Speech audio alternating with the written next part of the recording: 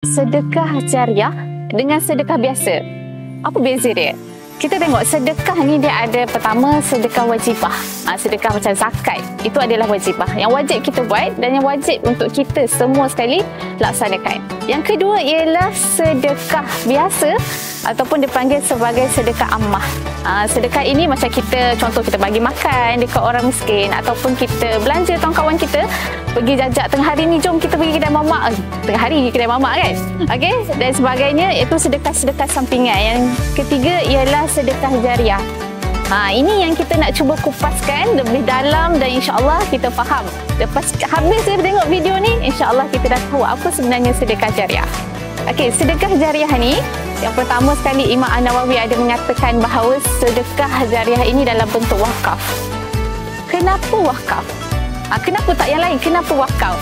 Sebab wakaf ni ialah kalau kita tahu, contoh kita mewakafkan satu tempat untuk binaan masjid atau tanah dan sebagainya. Dan masjid ini, tempat yang kita wakafkan ini akan sentiasa mengalir pahalanya, sentiasa digunakan walaupun kita telah meninggal dunia.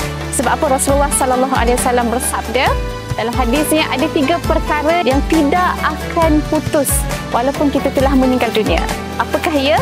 Yang pertama sekali pastinya ialah sedekah jariah. Okey, walaupun kita dah tiada di dunia, pahala itu akan sentiasa mengalir dan sentiasa mendapatkan manfaat dan memberi manfaat kepada orang lain. Ada satu kisah sirah berkaitan dengan Uthman bin Affan. Satu hari Rasulullah pergi ke Madinah dan mendapati bahawa di Madinah ni tak ada air yang lazat kecuali di Telaga Al-Rumah. Nama tu Telaga Rumah. Nama tersebut, bukan rumah kat rumah kita tu, rumah.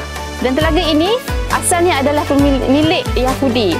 Dan Rasulullah kata barang siapa yang telah membeli dan mewakafkan telaga ini untuk umat Islam, pahalanya mengalir setiap kali timbangan air tersebut. Tak sahaja pahala mengalir, tapi orang tersebut mendapat air di syurga. Masya Allah. Dan waktu ni ya Allah, Saidina Uthman menawarkan diri untuk membeli telaga tersebut dengan harga yang pertama, separuh saja telaga tu yang dijual dengan harga 12,000 dirham. Masya Allah. Dan berselang-selang hari dengan orang Yahudi. Time turn Saidina Uthman ni, Saidina Uthman kata umat Islam datanglah beramai-ramai untuk ambil air ni. Dan masa tu orang Islam datang, dia buat backup. Kan esok kan turn orang Yahudi kan. Okey, dia ambil siap-siap air ni, dia bawa ke rumah untuk sebagai simpanan. So bila esok turn Yahudi, tak perlu dah datang ambil. Ya Allah, hebatnya Saidina Uthman ni. Dan akhir sekali Yahudi ni sedar bahawa perniagaan dia semakin merosot. Dan seterusnya dia menjualkan keseluruhan perigi tersebut kepada Saidina Uthman dengan total harga sebanyak 20,000 dirham.